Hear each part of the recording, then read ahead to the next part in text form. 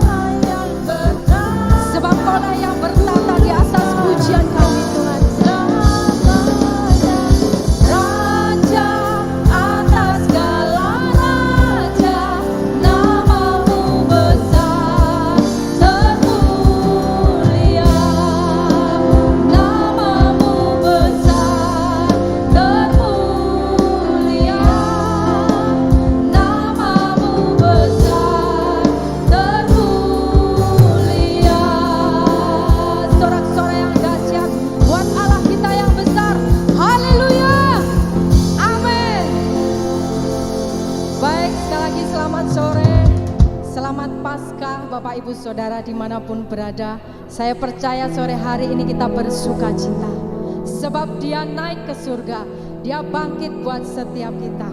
Terima kasih Tuhan. Naikkan syukur kita sore hari ini. Kita sama-sama bangkit berdiri Bapak Ibu Saudara. Katakan bahwa keselamatan itu telah datang buat kita.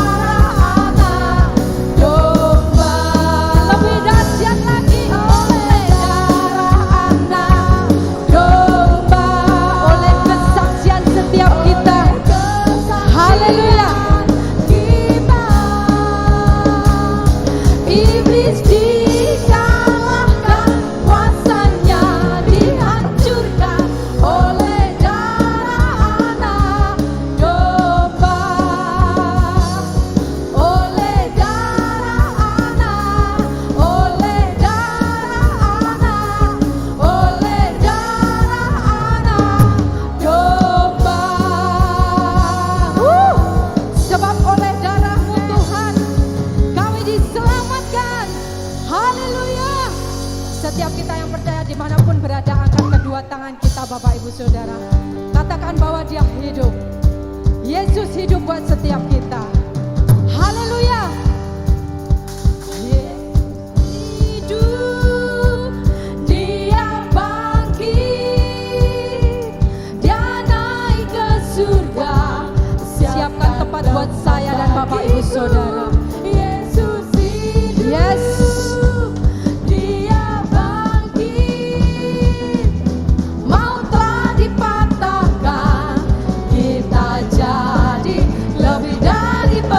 Lebih dahsyat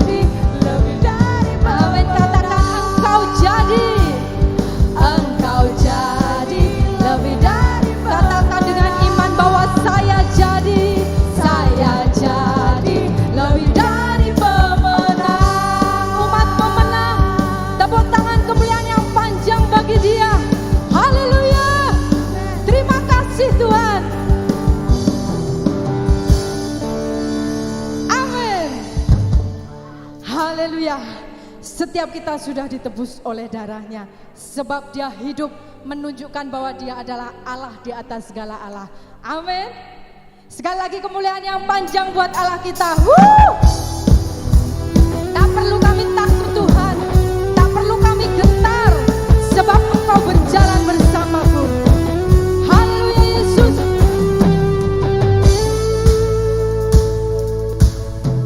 Berjalan bersamamu, hey, hey, hey, hey. Tak akan ku gentar, sebab tangan-Mu Tuhan, tangan-Mu menopangku. Jalani hidup, jalani kehidupan. Kau mengangkatku ke atas gunung batu, Kau beriku kemenangan. Semua Kau kekuatanku, penopang hidupku, panci keselamatan. Kau buktikan kasih setiamu buat setiap kami Tuhan. Benteng hidupku, tak akan ku takut, sebab ku tahu Kau besertaku. Yesus, jaminan hidupku. Setiap kita yang sudah dijamin oleh Tuhan, dengan semangat sore hari ini, haleluya, bersama-sama berjalan bersamamu, tak akan ku gentar. Tangan-Mu menopangku, jalani hidup ini, jalani kehidupan. Kau mengangkatku ke atas gunung batu, Kau beriku kemenangan. Semua kekuatanku, penopang hidupku, panci keselamatan. Kau buktikan kasih setiamu, benteng hidupku, tak akan ku takut, sebab Kau beserta kami Tuhan. Yesus, jaminan hidupku. Tepuk tangannya umat Tuhan, sebab kita berjalan bersamanya, maka kemenangan terjadi atas hidup kita. Haleluya.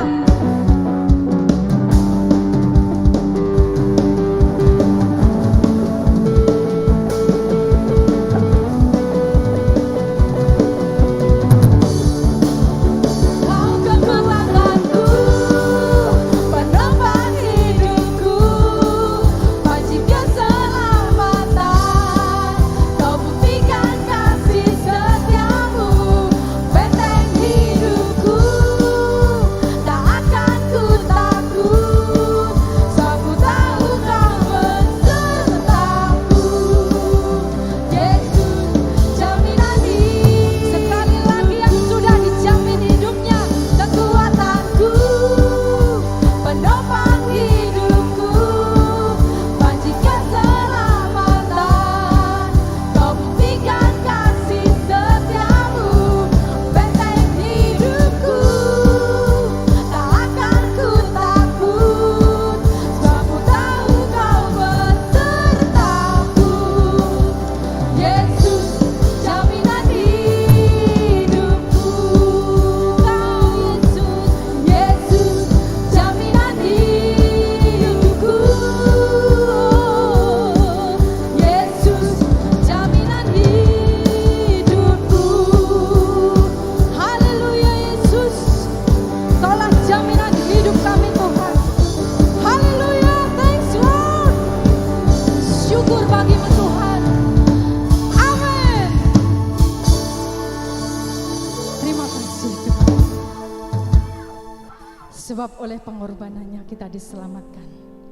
Mari Bapak Ibu Saudara dimanapun berada, sore hari ini kita kembali mengenang bahwa 2000 tahun yang lalu Tuhan telah mati dan bangkit bagi kita semua. Silakan duduk Bapak Ibu Saudara, siapkan hati kita. Haleluya Yesus.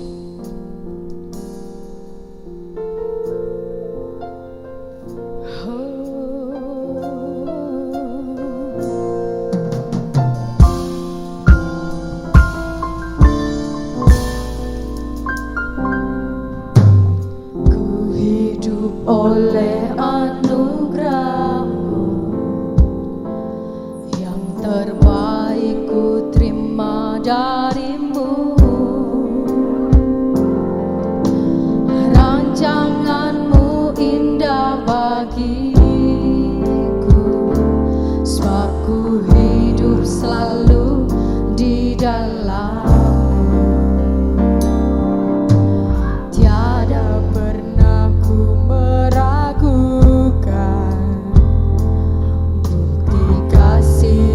Karya salib-Mu, Kau telah mati gantikan hidupku, sebab itu ku selalu bersyukur. Kasih-Mu memulihkan hidupku, kuasa-Mu membangkitkan rohku, darah-Mu tak tercurah bagiku, pengorbanan-Mu sempurna. Biarlah kita naikkan dengan segenap hati dan iman kita. Ku hidup oleh anugerah-Mu, Sebab yang terbaik Kau berikan buat setiap kami ku Tuhan. terima dari-Mu. Yesus, Rancangan-Mu indah bagiku, sebab ku hidup selalu di dalam-Mu. tiada ku ragu, Tiada pernah ku meragukan kasih-Mu Tuhan. bukti kasih dan karya salib-Mu. Kau telah mati gantikan hidupku, sebab itu ku selalu bersyukur. Oh, kasih-Mu memulihkan hidup, Memulihkanku, kuasa-Mu membangkitkan rohku, darah-Mu telah tercurah bagiku, pengorbanan-Mu kasih-Mu memulihkan hidup, kasih karunia-Mu memulihkan setiap kami Tuhan. membangkitkan Sebab kuasa-Mu membangkitkan roh setiap kami Tuhan. darah-Mu telah tercurah bagiku, pengorbanan-Mu sempurna. Sebab hanya Kaulah satu-satunya Allah yang sanggup memberikan keselamatan buat setiap kami. Kaulah satu-satunya Tuhan yang sanggup menebus jiwa kami. Untuk itu sore hari ini kami bersyukur Tuhan. Kami punya Allah seperti Engkau, Allah yang sanggup membebaskan kami. Terima kasih Tuhan.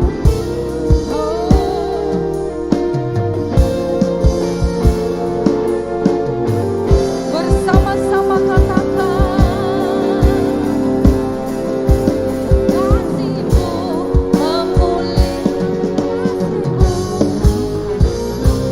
Kasih-Mu memulihkan hidupku,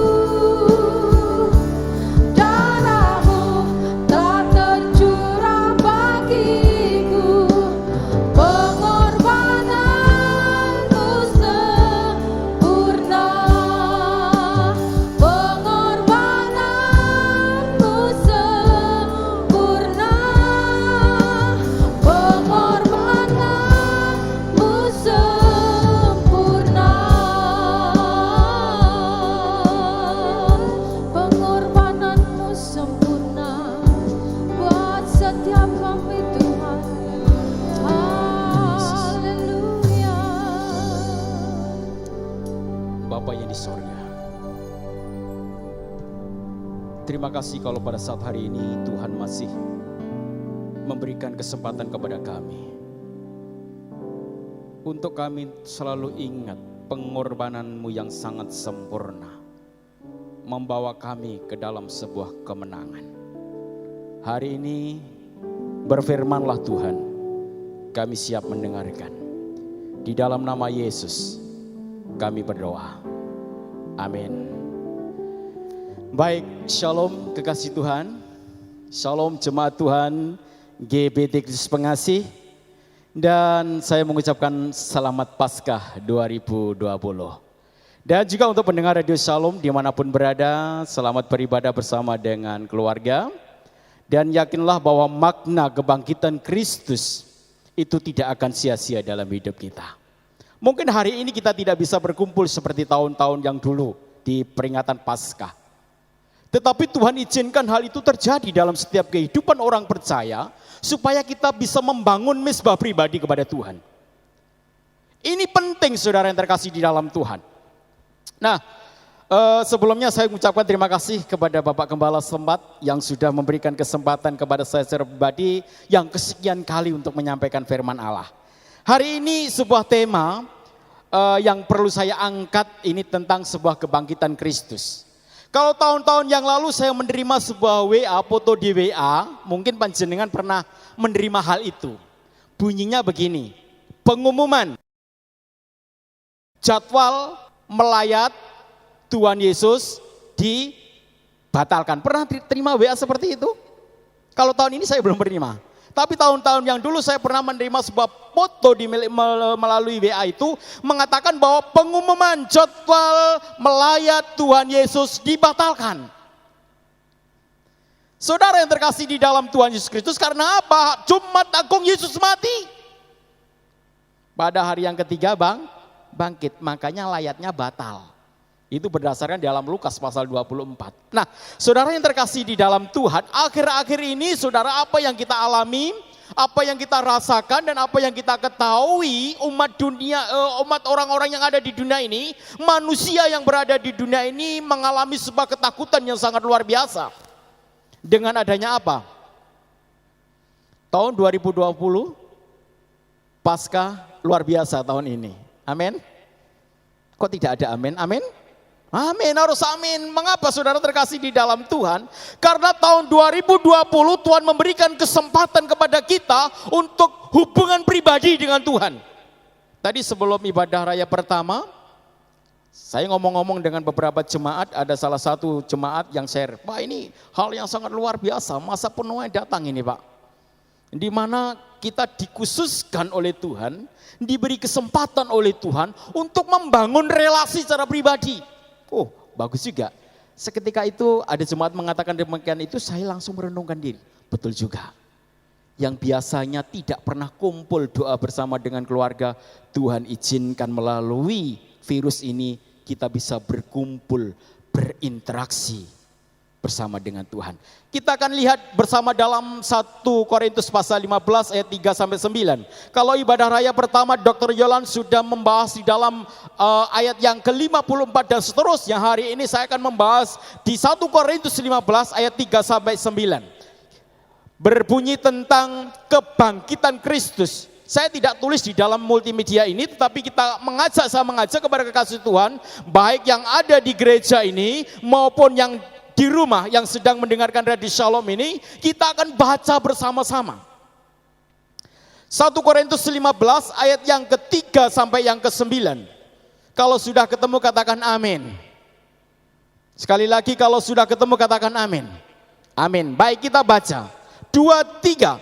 Sebab yang sangat penting telah kusampaikan kepadamu, yaitu apa yang telah kuterima sendiri, ialah bahwa Kristus telah mati karena dosa-dosa kita sesuai dengan kitab suci, bahwa ia telah dikuburkan dan bahwa ia telah dibangkitkan pada hari yang ketiga sesuai dengan kitab suci. Ayat yang kelima, bahwa ia telah menampakkan diri kepada Kefas dan kemudian kepada ke-12 muridnya. Sesudah itu ia menampakkan diri kepada lebih dari 500 saudara sekaligus. Kebanyakan dari mereka masih hidup sampai sekarang, tetapi beberapa di antara telah meninggal. Ayat yang ketujuh. Selanjutnya ia menampakkan diri kepada Yakobus, kemudian kepada semua rasul. Dan yang paling akhir dari semuanya, ia menampakkan diri juga kepadaku. Ini berbicara Paulus yang mengatakan demikian, sama seperti kepada anak yang lahir sebelum waktunya. Ayat 9, karena aku adalah yang paling hina dari semua rasul, bahkan tidak layak disebut rasul sebab aku telah menganiaya jemaat Allah. Saudara yang terkasih di dalam Tuhan, dalam 1 Korintus 15 ini jelas bagaimana ungkapan Rasul Paulus kepada umat-umat Allah. Di ayat yang ketiga dikatakan demikian, sebab yang sangat penting, garis bawahi, sebab yang sangat penting, ini menekankan bahwa peristiwa yang dahsyat, peristiwa yang terjadi itu betul-betul nyata. Tidak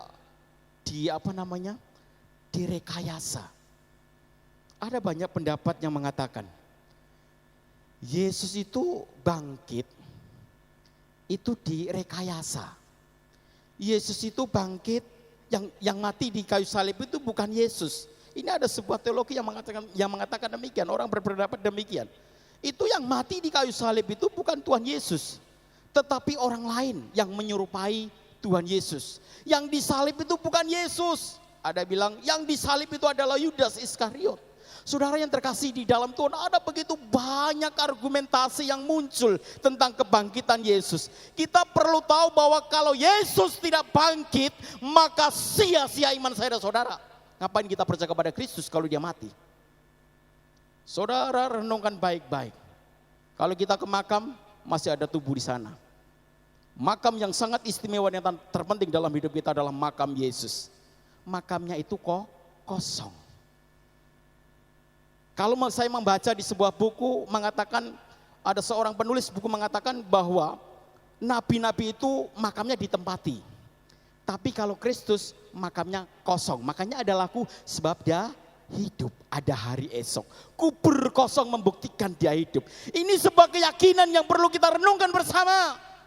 Kita tidak rugi ikut Yesus. Karena dialah benar-benar Allah. Kita tidak sia-sia ikut Yesus. Karena dia adalah bangkit dari kematian. Nah saudara terkasih di dalam Tuhan. Berbicara dengan hal ini Paulus katakan sekali lagi, sebab yang sangat penting telah kusampaikan kepadamu, yaitu apa yang telah ku terima sendiri, ialah bahwa Kristus telah mati karena dosa-dosa kita. Sesuai dengan kitab suci. Dalam Filipi pasal 3 ayat 10. Yang ku kehendaki adalah mengenal dia, mengenal kuasa kebangkitan. Saudara yang terkasih di dalam Tuhan. Apa yang menjadi kunci kita? Kunci supaya saya dan saudara mengalami kebangkitan bersama dengan Kristus. Hari ini 3 hal yang perlu kita bahas. Yang pertama saudara yang terkasih di dalam Tuhan, hidup lama kita harus mati. Hidup lama kita harus mati. Saudara yang terkasih dalam Tuhan, saya mempunyai latar belakang yang kurang baik. Saya memiliki latar belakang yang saya katakan ini tidak pas. Tetapi melalui proses itu Tuhan pulihkan saya. Saya tidak akan hidup dalam hal-hal yang tidak dikehendaki oleh Tuhan. Yang biasanya saya suka mencuri, saya tidak mencuri lagi. Itu manusia lama saya sebelum saya bertobat. Apa yang belum pernah saya curi? Cuma sepeda motor dan sepeda lainnya belum. Cuma saya mencurinya kelas teri. Biasa tau wong desa, kelasnya kelas teri. Duit bapake dirogoi. Di saku dirogoi. Wah, zaman seperti itu, waduh, karena kita kepingin jajan, wong desa kan, wah kalau ada es ding-ding beli, kok dapat uang, wah curi jagung, curi ayam tetangga, wah luar biasa, curi padi nenek, dan macam-macam. Tapi tidak pernah saya mencuri hal-hal yang gede. Padahal mencuri besar dan gede itu sama dosanya ya, sama hukumannya ya, betul enggak? Bener enggak? Sama-sama dosa, tidak ada dosa kecil, dosa besar, tidak ada, semuanya sama. Nah saudara terkasih di dalam Tuhan, kunci supaya saya dan saudara mengalami kuasa dari kebangkitan Kristus, yang pertama adalah hidup lama kita harus matikan.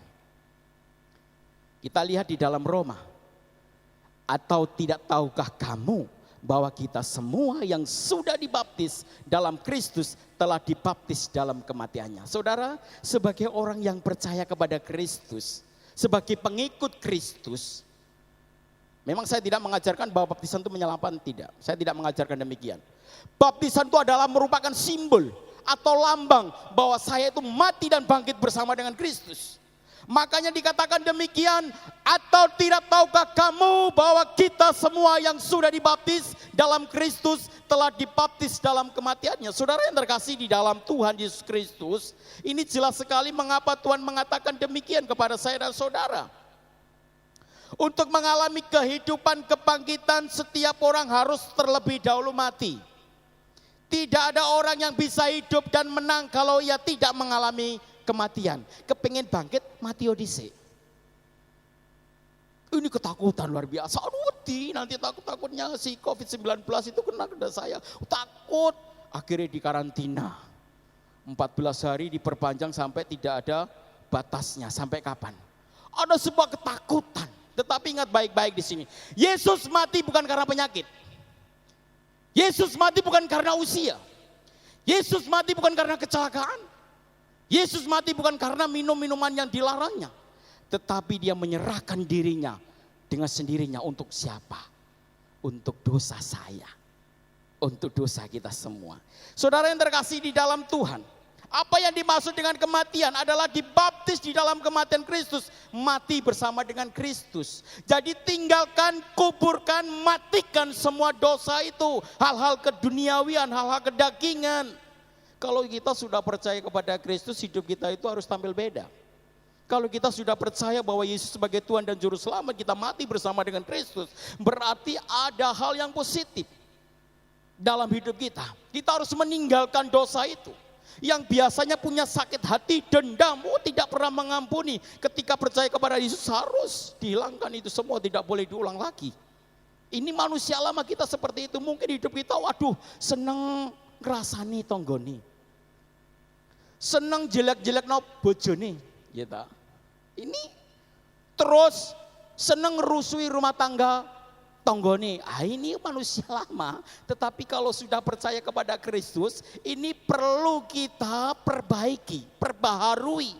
Itu manusia lama. Sekarang tidak perlu kita pakai itu. Saudara terkasih dalam Tuhan, jemaat yang dikasih oleh Tuhan dan pendengar Radio Shalom dimanapun berada, ini hal yang sangat penting supaya saya dan saudara mengalami kuasa kebangkitan Kristus. Nah, kekasih Tuhan, kematian Tuhan Yesus berbeda dari kematian yang lain.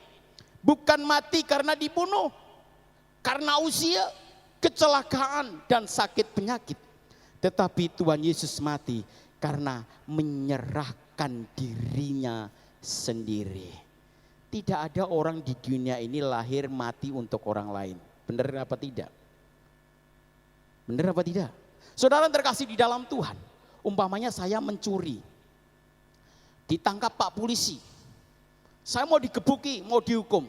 Kemudian ada Koko Michael datang, Pak polisi, jangan Pak Titus yang dihukum, jangan Pak Titus yang digebuki, lebih baik saya yang digebuki.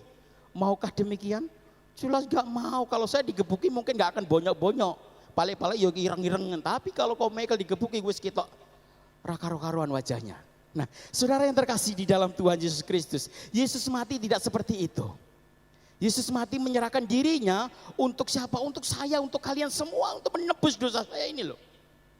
Dia tidak mati karena berbuat salah kemudian digebuki oleh masyarakat dan lain sebagainya. Bukan karena sakit penyakit. Nah, oleh karena itu saudara yang dikasih oleh Tuhan, Tuhan Yesus menyerahkan dirinya yaitu di Sungai Yordan. Kita tahu ya, Yesus dibaptis di Sungai Yordan. Siapa yang membaptis dia?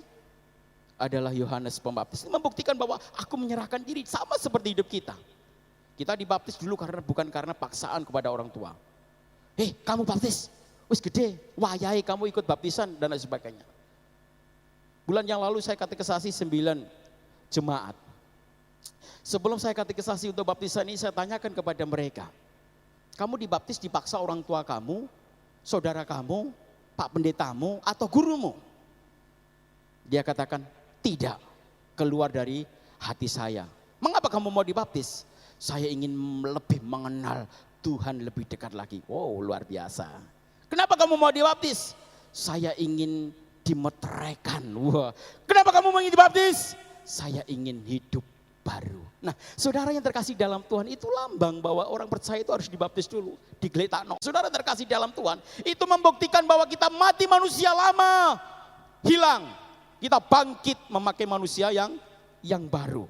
Jadi siapa yang ada di dalam Kristus, ia adalah ciptaan baru, yang lama sudah berlalu, sesungguhnya yang baru itu sudah datang. Kekasih Tuhan, jalan untuk mengalami kuasa dan otoritas adalah mati dulu. Makanya berbahagialah, sekali lagi berbahagialah bagi kita yang percaya kepada Tuhan. Tuhan mengendaki agar kita taat kepada Tuhan, yaitu dengan tunduk kepada otoritas yang tertinggi, yaitu Tuhan saja. Makanya Paulus berkata, sebab yang sangat penting ku sampaikan kepadamu, kepada jemaat di Korintus, kepada jemaat Tuhan di GBT Kristus Pengasihi, kepada pendengar radio Shalom dimanapun berada. Ini penting, penting berarti di garis bawah itu sangat penting. Tidak biasa-biasa, ini sangat penting ya. Penting, sangat penting, tidak penting. Ini berarti tingkatannya lebih serius, perlu diperhatikan. Nah, oleh karena itu saudara, ada banyak orang yang pengetahuannya dan kuasanya tinggi, punya banyak pengetahuan, punya banyak kuasa, tetapi mereka tidak mengerti kehendak Allah.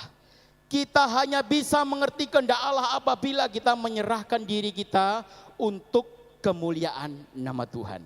Nah, saudara yang terkasih di dalam Tuhan, kita lihat di sini kembali lagi di dalam 1 Korintus pasal yang ke-15 ini. Jelas di mana kehidupan kita orang-orang yang percaya kalau ingin mengalami namanya kuasa kebangkitan, berarti kita hidup lama, kita matikan.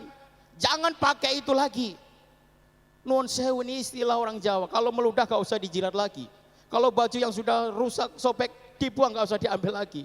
Itu membuktikan bahwa itu yang lama, yang baru sudah datang, aku pakai yang baru. Kalau kita diperhadapkan dalam dua pilihan, pilih baju yang lama atau pilih baju yang baru. Tentunya milih baju yang baru, yang lama itu sudah kusam dan lain sebagainya. Oleh karena itu saudara yang terkasih di dalam Tuhan, inilah yang harus kita alami sebagai orang-orang percaya, yaitu mempersembahkan tubuh kita. Roma 12 ayat yang ke-1. Karena itu saudara-saudara, demi kemurahan Allah, aku menasihatkan kamu supaya kamu mempersembahkan tubuhmu sebagai persembahan yang hidup, yang kudus, dan yang berkenan kepada Allah. Itu adalah ibadahmu yang sejati. Paulus mengajarkan kepada saya dan saudara untuk bisa mempersembahkan tubuh. Tubuh itu menyangkut dari seluruh anggota tubuh yang kita miliki. Mulai dari ujung rambut sampai ujung kaki. Mulai dari mata, mulut, hidung, telinga, dan lain sebagainya. Pikiran kita persembahkan kepada Tuhan. Jangan sampai orang tahu ini orang Kristen tapi ucapannya tidak mendatangkan berkat. Jangan sampai orang tahu bahwa ini orang Kristen hidupnya sama seperti mereka yang tidak kenal Yesus, tidak punya kasih. Saudara terkasih dalam Tuhan, saya terberkati oleh kiriman si Dr. Liana. Penjaringan, ya. Ingat itu ya, di WA Kampung. 1 jadi 2. Ini mengajarkan kepada kita untuk berbagi kasih. Kemarin saya sharekan di SMP 4. Supaya anak-anak yang saya didik ini tahu melakukan hal seperti itu. Hari ini saudara kesulitan yang luar biasa.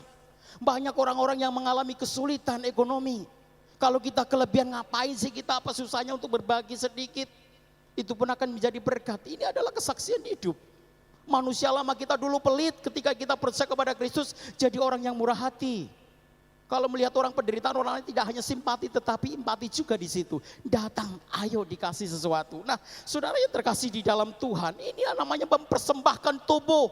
Paulus katakan, karena itu saudara-saudara demi kemurahan Allah, aku menasehatkan kamu supaya kamu mempersembahkan tubuhmu. Bagaimana dengan hidup kita? Sudahkah hidup kita dipersembahkan kepada Tuhan dengan sungguh-sungguh? Mulut kita, tutur kata kita, sikap dan perbuatan kita, atau malah sebaliknya, hidup kita menjadi sorotan tidak baik kepada orang-orang di sekitar kita, orang-orang yang belum percaya kepada Kristus. Nah, saudara yang terkasih di dalam Tuhan, kita akan melihat yang kedua. Yang pertama adalah manusia yang di lama itu harus dimatikan. Yang kedua adalah hidup lama kita harus dikuburkan. Nah saudara yang terkasih di dalam Tuhan, ini artinya apa saudara? Kita lihat di dalam Roma pasal yang ke-6 ayat yang ke-4. Berkata demikian, dengan demikian kita telah dikuburkan bersama-sama dengan Dia oleh baptisan dalam kematiannya, supaya sama seperti Kristus telah dibangkitkan dari antara orang mati oleh kemuliaan Bapa, demikian juga kita akan hidup dalam hidup yang baru. Saudara yang terkasih di dalam Tuhan, dengan demikian kita telah dikuburkan bersama-sama dengan Kristus. Tujuannya apa? Supaya sama seperti Kristus telah dibangkitkan. Tentang kebangkitan Kristus itu harus memiliki dampak positif dalam hidup kita. Ada orang yang berkata Yesus bangkit itu hanyalah sebuah dongeng. Yesus bangkit itu hanyalah sebuah ilustrasi atau halusinasi seseorang. Kalau orang Jawa katakan, kalau ada keluarga atau saudara yang meninggal, itu ada pesan nenek moyangnya. Gak tahu kalau di Kediri begitu apa enggak, dan jemaat yang lain saya tidak tahu. Kalau di daerah saya, di daerah Banyuwangi sana, kalau ada salah satu saudara yang meninggal, pasti ada pesan nenek moyangnya. Jangan meninggalkan rumah selama 3 hari atau enggak 1 minggu. Mengapa dia katakan, katanya ini mbahmu ijek melaku gentayangan. Coba kita renungkan saja. Ketika kita mungkin sedang nyuci baju atau masak, kemudian mak bedunduk itu. Tiba-tiba muncul di samping kita. Masak apa Bu Lili? Girap-girap apa tidak? Pas masak goreng, wah minyaknya mendidih, kemudian duduk di sampingnya. Saya mungkin nenek moyangnya Bu Lili langsung ngomong, Fatimah masak apa? Welah adalah pasti nyimprot semuanya. Betul enggak? Saudara, orang hal-hal seperti ini membo-membo. Wong Jawa katanya adalah membo-membo. Pokoknya raleh metu. Hanya berlaku sekitar 3 hari. Ini tidak begitu lama. Tetapi Yesus bangkit, itu sampai 40 hari dia bangkit. Kemudian saudara yang terkasih di dalam Tuhan, ketika kebangkitan Yesus, Tuhan tahu ada banyak orang yang gak percaya, terutama Thomas. Ditunjuknya, oleh Mas Thomas Reniho. Duleken, cucukno tanganmu deh ini. Kalau gak lubang berarti bohong. Ternyata Thomas itu orang yang gak percaya sama Tuhan. Thomas yang keras kepala, dia memberontak. Tetapi saudara yang terkasih di dalam Tuhan, ketika Thomas membuktikan bahwa Yesus itu benar-benar Allah dan bangkit, Thomas percaya. Orang membo-membo. Thomas diperhadapkan dengan Tuhan waktu Maria Magdalena mau memeluknya, dikatakan, jangan, aku belum datang kepada Bapa. Iso dijak ngomong, nenek moyang kita berhalusinasi itu tadi. Tidak semua orang bisa tahu, benar enggak? Tidak bisa semua orang tahu. Mungkin saya tahu tapi Pak Hombing tidak tahu. Saya ngajak Pak Hombing, woi sini lo Pak Hombing, itu nenek moyang saya dan lain sebagainya. Pak, mana toh Pak? Nah, saudara terkasih di dalam Tuhan Yesus Kristus, saya mengajar di salah satu sekolah. Ini kesaksian. Ada banyak anak-anak yang datang kepada saya, terutama yang tidak seiman dengan saya, dia curhat dengan saya. Pak Titus tahu apa tidak? Apa? Di kelas saya itu Pak, di atas lemari itu ada beberapa orang yang mengawasi saya. Dia punya ilmu keturunan. Ada sebuah penglihatan seperti itu, koyo ya penglihatan nggak bener itu ya. Masa sih? Iya, apa di atas lemari tak sapu nih. Wah, besok kalau saya masuk ke kelasmu tak bawa sapu, tak pukul suruh pergi. Pak Titus tahu apa tidak? Apa? Diringin itu Pak banyak penunggunya Pak. Ularnya gede, ada mbak-mbak yang jenggoten. Mana? Saya nggak tahu, saya nggak lihat. Saudara terkasih di dalam Tuhan. Orang kalau berhalusinasi itu hanya satu orang yang tahu. Tetapi lihat di sini di bacaan 1 Korintus ini ada banyak 500 lebih tahu bahwa Yesus itu bangkit. Berarti tidak sia-sia percaya kita. Nah, saudara yang terkasih di dalam Tuhan, apa artinya dikuburkan? Siapa yang telah mati dan dikuburkan berarti telah terbebas dari dosa. Hanya ada satu-satunya cara untuk terlepas dari dosa adalah mati dan dikuburkan. Mati dhisik. Ini berbicara bahwa mati dikuburkan itu artinya jika kita ingin mengalami kemenangan dan kebangkitan, maka tabiat dosa, kedagingan, kehidupan yang lama, kelemahan kita harus mati dan dikuburkan setiap hari. Ini penting saudara. Hal demikian yang perlu kita renungkan. Orang kalau sudah namanya mengalami kematian dikubur, arti dikubur itu berarti ditanam, ditinggalno. Hari ini saya membaca kemarin saya membaca WA dari Pak Aris ya tentang seorang perawat yang di mana itu ya. Itu di makamno tidak boleh. Padahal dia asli warga situ. Kenapa? Karena takut tertular COVID-19. Sangat disayangkan saudara. Jadi mati dikuburkan itu ditanam, dilupakan, tidak hidup dan tidak ada lagi. Seorang penyanyi Glenn sapa jenenge iki? Glenn Fredly ya, seperti begitu, penyanyi rohani, penyanyi Kristen ya, katakan orang percaya. Dia mati dan lain sebagainya. Banyak artis yang mati saudara. Tapi setelah itu ketika nangis berapa hari sudah dilupakan. Itu namanya dikuburkan seperti itu. Nah, oleh karena itu saudara yang terkasih di dalam Tuhan, kembali dalam Galatia 2 katakan, namun aku hidup, tetapi bukan lagi aku sendiri yang hidup, melainkan Kristus yang hidup di dalam aku. Nah saudara terkasih di dalam Tuhan, ini penting. Kita masih diberi kesempatan hari ini untuk hidup, berarti hidup kita bukan untuk diri kita sendiri, tetapi untuk orang lain. Mengapa saya katakan demikian? Supaya nama Tuhan dipermuliakan. Oleh sebab itu saudara yang terkasih di dalam Tuhan, kita sebagai orang yang berada dalam kasih karunia, Tuhan melimpahkannya kepada kita, di mana keselamatan Tuhan sedang nyatakan, bukan penghakiman. Ini adalah hal yang sangat penting dan istimewa bagi kita. Kalau kita sudah mati dikuburkan bersama dengan Kristus, tentunya kita harus memiliki dampak yang positif dalam kehidupan kita. Nah saudara yang terakhir, saya tidak akan lama-lama ya. Yang terakhir adalah bangkit dengan hidup yang baru. Minggu ini istri saya curhat dengan saya. Dia katakan, ya kita berdoa supaya ibu ini dimenangkan oleh Tuhan. Penginjilan istri saya. Wah, saya pikir dia senang nonton Korea. Oh, drama-drama Korea selama liburan. Aduh saudara, luar biasa. Mulai, waduh senang pokoknya. Aman, orang jalur endi-endi. Biasanya kalau dia nggak senang nonton Korea itu, ya ayo ke sana, ya ayo ke sana. Sekarang karena di karantina, di lockdown katanya seperti itu. Wah, semua gadis-gadis di rumah pada nyekel HP dewe-dewe. Wah, istri saya tak, kisahnya bagus, ada 16 episode. Bayu, 16 episode. Kadang-kadang gak turu saudara semalam. Saya ngelilirik cek nonton karo linggo. Ya ampun, tenanan toh. Saya ngintip, asik juga ilustrasi itu. Asik juga ya, wah, saya mulai tertarik. Tapi saya tidak begitu tertarik. Nah saudara terkasih di dalam Tuhan, melalui media sosial dia gunakan untuk PI, penginjilan. Orangnya ada di luar Jawa. Dia tanya banyak-banyak, diinjili sama istri saya. Didoakan, ini tugas kita loh saudara.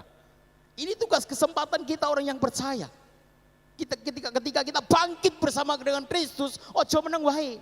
Di ayat yang ke-1 jelas dikatakan dalam 1 Korintus 15. Dan sekarang saudara-saudara, aku mau mengingatkan kamu kepada Injil yang aku beritakan kepadamu. Jadi saudara, melalui kebangkitan Kristus ini, kita jangan bosan-bosannya untuk beritakan Injil. Pak Gembala terus memberikan penekanan kepada kita untuk kita terus selalu memberitakan Injil. Karena apa saudara?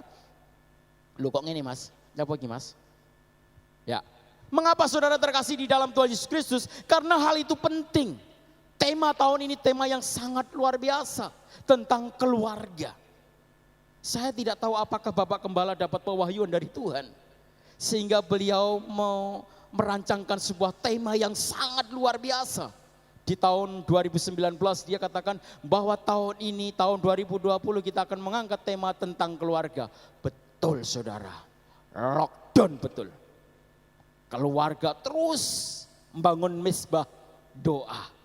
Ini hal yang sangat penting, ini tujuannya jelas positif. Mungkin di keluarga kita ada orang-orang yang tidak percaya kepada Kristus, ya.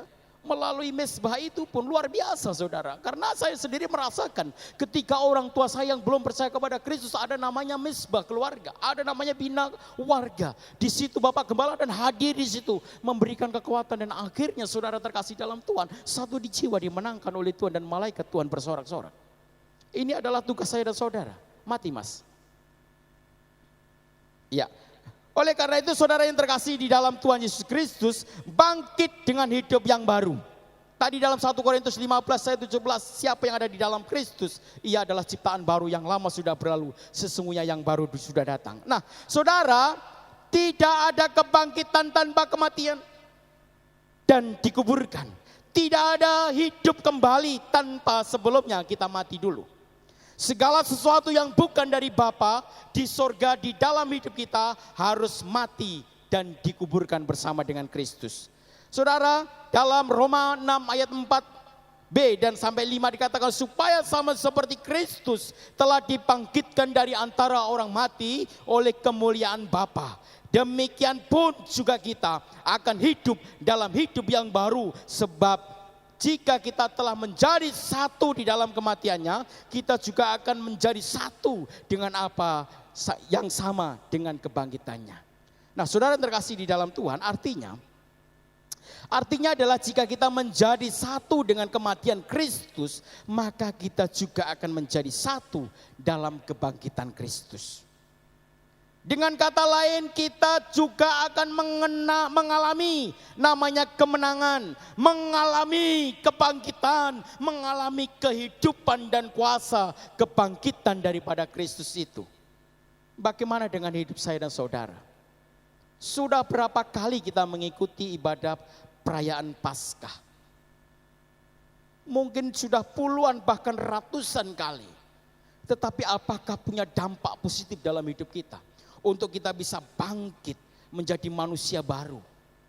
Bangkit menjadi pemberita-pemberita Injil. Bangkit menjadi pelayan-pelayan Tuhan yang setia. Tidak mengenal waktu, tidak mengenal keadaan, tidak mengenal hari saudara. Oleh sebab itu saudara yang terkasih di dalam Tuhan, marilah kita terus menerus berserah kepada Yesus. Supaya hidup kita menjadi nyata bahwa hidup kita ada di dalam Kristus. Nah saudara yang terkasih di dalam Tuhan Yesus Kristus, perhatikan di sini saudara, selanjutnya ia menampakkan diri kepada Yakobus dan seterusnya. Kemudian ayat 8, dan yang paling akhir ayat yang ke-8, dari semuanya ialah ia menampakkan diri kepadaku, kepada Paulus, sama seperti kepada anak yang lahir sebelum waktunya. Karena aku adalah orang yang paling hina dari semua rasul, bahkan tidak layak disebut rasul, sebab aku telah menganiaya jemaat. Saudara, sebuah pembelajaran Rasul Paulus, dia katakan bahwa aku hamba yang paling hina, tidak seperti hamba Tuhan yang lain, tidak sama seperti rasul-rasul yang lain. Begitu kejam, tetapi Tuhan ubahkan melalui kebangkitan Kristus. Dia mau menyatakan dan mau menjadi saksi-saksi Kristus. Gereja harus melakukan hal itu. Gereja tidak berbicara masalah gedung. Gereja itu berbicara masalah hati kita, orang-orang yang percaya kepada Kristus. Saudara silakan berdiam diri di hadapan Tuhan hari ini. Renungkan firman Allah hari ini. Saya berharap saudara yang terkasih dalam Tuhan bisa mengalami kuasa kebangkitan daripada Kristus ini. Kuncinya yang pertama, saya dan saudara, yaitu harus hidup lama kita harus kita matikan. Kemudian yang kedua, hidup lama kita harus kita kuburkan. Dan yang ketiga, yang terakhir, hidup kita harus bangkit menjadi hidup yang baru. Saudara yang terkasih di dalam Tuhan, Mungkin hari ini firman yang saya sampaikan akan berlalu di hadapan kekasih Tuhan semuanya. Baik di gereja ini maupun pendengar Radio Shalom dimanapun berada. Tetapi ingatlah baik-baik.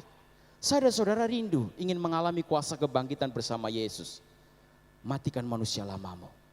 Kuburkan manusia lamamu. Dan bangkit pakai manusia yang baru. Haleluya. Musik akan menyanyikan lagu ini, silakan beberapa waktu ini, menit ini saya berikan kekasih Tuhan. Baik yang ada di gereja, baik yang ada di rumah, atau yang dimanapun berada. Kita renungkan ini.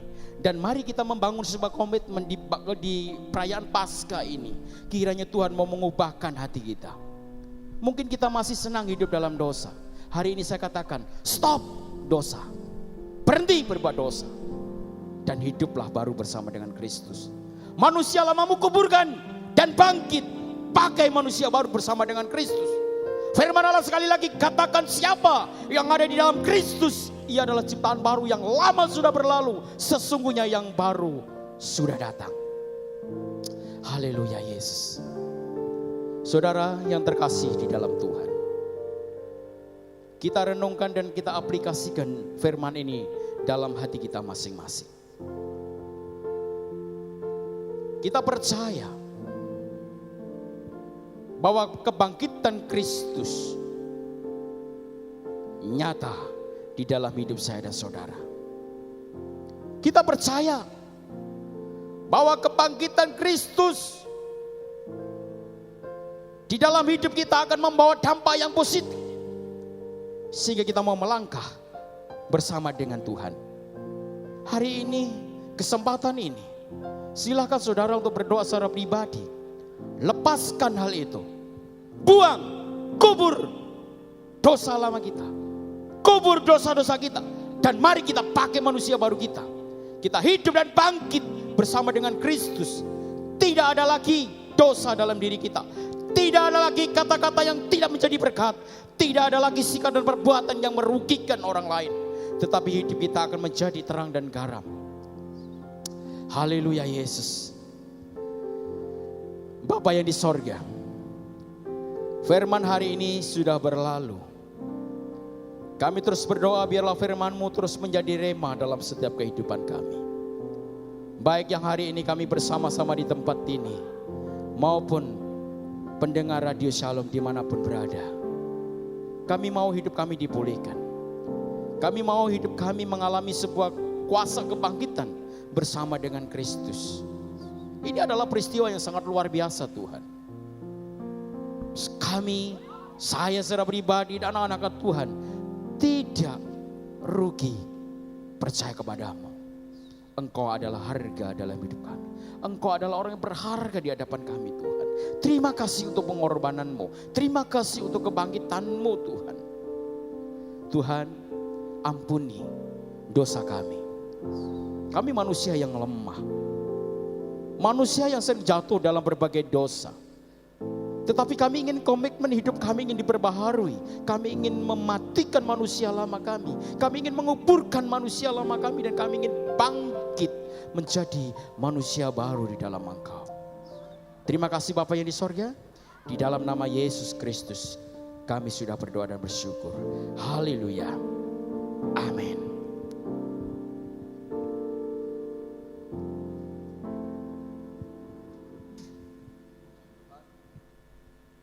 Puji Tuhan, kita sudah beribadah dan kita sudah mendapatkan berkat yang luar biasa dari hari kebangkitan Tuhan bagi kita semua. Bapak Ibu Saudara yang dikasihi dalam Tuhan, yang di rumah dan di mana saja Anda berada, yang sedang streaming maupun di Radio Shalom, silakan kekasih Tuhan yang ingin memberikan persembahan, boleh memberikan persembahan di rekening BCA nomor rekening 033 194 3001 atas nama GBT Kristus Pengasih. Biarlah semua persembahan Bapak Ibu Saudara yang kasih Tuhan dipakai untuk pekerjaan Tuhan dan diberkati Tuhan kita semua. Puji Tuhan. Saya Gembala Sidang Gereja Bethel Tabernakel Kristus Pengasih mengucapkan selamat Paskah kepada kita. Tetap semangat dan biarlah kuasa kebangkitan Tuhan menyertai kita semua pada sore hari ini. Tuhan Yesus memberkati kita dan kita akan akhiri ibadah kita dengan penuh syukur dan penuh sukacita di dalam Dia yang sudah menyelamatkan kita. Haleluya. Hidupku menggenapi firman-Mu, Tanda mujizat sertai tiap langkahku. Kau bersamaku di dalamku, jadi bukti kebesaran-Mu. Hidupku menggenapi firman-Mu, Tanda mujizat sertai tiap langkahku. Kau bersamaku di dalamku, jadi bukti kebesaran-Mu. jadi bukti kebesaran-Mu. Jadi bukti kebesaran-Mu. Sekali lagi. Jadi bukti kebesaran-Mu. Kami bersyukur kepadamu sebab kuasa kebangkitan-Mu akan terus menyertai kami orang yang percaya ini. Dengan kuasa yang besar, dengan mujizat yang ajaib, Engkau menyelamatkan kami semua dari api neraka. Kami tahu kami orang percaya sudah diselamatkan, dan biarlah kami hidup baru menjadi orang-orang yang membawa aura positif bagi dunia ini, dan kami dibangkitkan dalam kemenangan demi kemenangan di dalam pergumulan hidup kami masing-masing. Terima kasih Tuhan. Semua kami di sini Tuhan berkati, dan keluarga-keluarga di rumah pun Tuhan berkati. Mereka beribadah, mereka merayakan Paskah, mereka memberikan yang terbaik bagi Tuhan dalam persembahan-persembahan yang mereka kerjakan. Tuhan berkati usaha pekerjaan mereka, Tuhan berkati kekuatan dan kesehatan mereka, Tuhan berkati anak cucu keturunannya, Tuhan berkati, dan masa depan kehidupan kami Tuhan berkati. Izinkan hamba mengurapi dan memberkati setiap umat-Mu, mereka yang beribadah bersama dengan keluarga-keluarga di rumah, dan mereka akan mengalami Tuhan dan mengalami kuasa yang besar, bahkan berkat yang besar dari sorga. Izinkan hamba memberkati setiap kami dan setiap mereka yang di rumah beribadah bersama dengan keluarga. Mari kita angkat tangan kita sama-sama. Biarlah urapan-Mu diturunkan atas kami umat-Mu Tuhan. Kuasa yang besar menyertai kehidupan kami, seperti Tuhan mengurapi imam-imam-Mu, sebab kami adalah imamat yang rajani, imam yang melayani Raja kami, Raja yang hidup, Raja yang sudah menyelamatkan, Raja yang sudah bangkit dan memenangkan semua kematian, sehingga kami memperoleh hidup yang kekal. Terima kasih Tuhan. Tuhan memberkati Engkau dan melindungi Engkau. Tuhan menyinari Engkau dengan wajah-Nya dan memberi Engkau kasih karunia. Tuhan menghadapkan wajah-Nya kepadamu dan memberi Engkau damai sejahtera. Damai yang berasal dari Allah Bapa di dalam sorga, cinta kasih kemurahan dari Tuhan Yesus Kristus, serta kuat kuasa dalam pekerjaan Roh Kudus menyertai, mengurapi, memberkati engkau dari sekarang sampai selama-lamanya. Terima berkat-berkat Tuhan ini, terima berkat-berkat Tuhan ini, terima berkat-berkat Tuhan ini. Di dalam nama Tuhan Yesus kami sudah berdoa dan beribadah. Haleluya. Amin.